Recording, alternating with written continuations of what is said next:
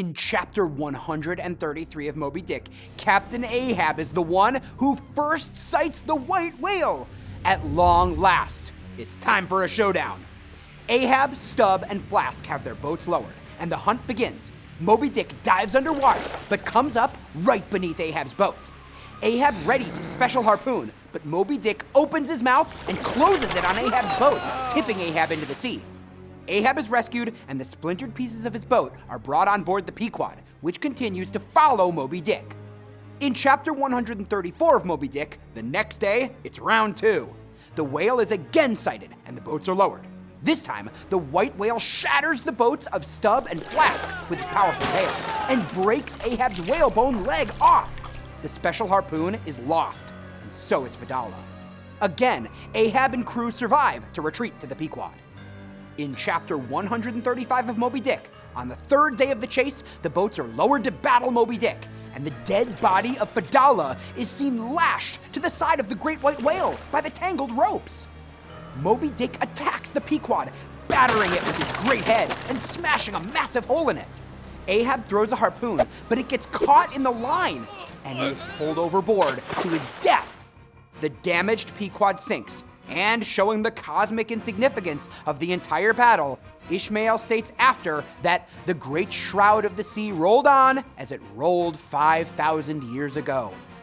The epilogue of Moby Dick begins with a quote from one of Job's servants in the biblical book by that name. "And I only am escaped alone to tell thee." Ishmael describes how Queequeg's coffin life buoy floats to the surface and Ishmael grabs hold of it. Later, as the lone survivor, he is rescued by the Rachel. In her retracing search after her missing children, she only found another orphan.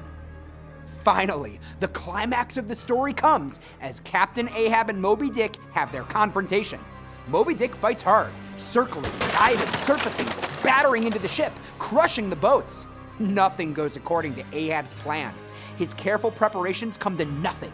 In fact, the months of planning are all undone in just a few short days.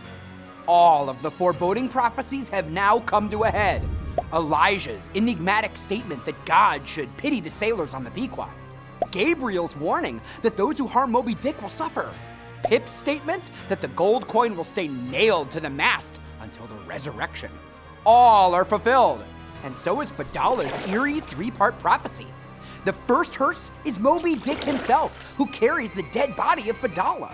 The second hearse is the Pequod, made of American wood. Fedallah does go before Ahab, and he does return to show Ahab the way, but in the form of a corpse. The hemp of the line that catches Ahab and pulls him into the sea, not the hemp of a gallows rope, is what kills him. Nature, in the form of the whale, has won the battle. Ishmael believes he was destined by fate to be the sole survivor of the voyage and to share its story.